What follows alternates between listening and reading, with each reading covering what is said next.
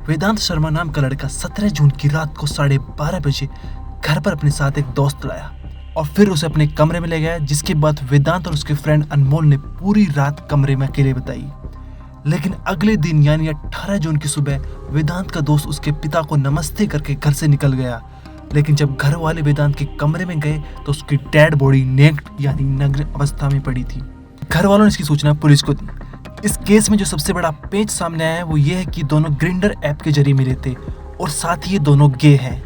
App पर दोनों की चैट होती थी और 17 जून की रात को वेदांत अपने दोस्त अनमोल के साथ अकेले में समय बिताने के लिए उसे अपने घर पर लाया।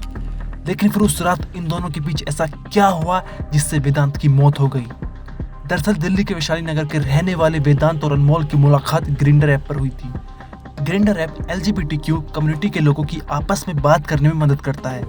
क्योंकि वेदांत और अनमोल दोनों गे थे, इसलिए इस ऐप पर आपस में बात करते थे।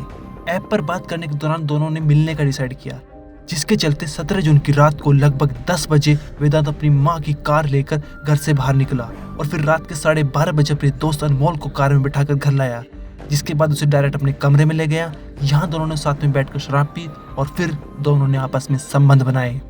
जब अनमोल ने दूसरी बार संबंध बनाने चाहे तो वेदांत ने मना कर दिया, जिसके चलते दोनों के बीच विवाद हो गया और अनमोल ने गुस्से में आकर वेदांत का गला घोंटकर उसकी हत्या कर दी।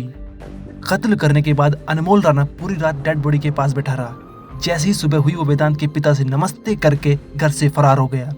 इसके बाद सुबह 9 बजे जब नौकरानी वेदांत के कमरे में गई तो वेदांत की डेड बॉडी नेक्ड यानी नग्न अवस्था में नीचे पड़ी थी। उसके मुंह से खून निकल रहा था। इसके बाद पुलिस को सूचना दी गई, जिस पर पुलिस ने डेड बॉडी को पोस्टमार्टम के लिए भेज दिया। अब पुलिस को वेदांत के गे फ्रेंड को ढूंढना था जो उसे ग्रिंडर ऐप पर मिला था। घर वालों से पूछा तो उन्होंने बताया कि उन्होंने इस फ्रेंड को कभी वेदांत के साथ नहीं देखा था। इसके बाद पुलिस ने CCTV फुटेज के आधार पर तलाश शुरू की। CCTV में अनमोल की तस्वीर तो मिल गई थी, लेकिन उससे अनमोल तक पहुंचना संभव नहीं था।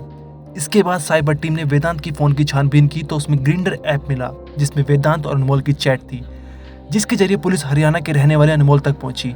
अनमोल अंजोरा के हॉस्टल में रहता है और वहीं से उसकी गिरफ्तारी की गई। पूछताछ में अनमोल ने इस हत्या को स्वीकारा, जिसके बाद पुलिस ने अनमोल के खिलाफ केस दर्ज कर लिया। ब्यूरो रिपोर्ट क्राइम तक।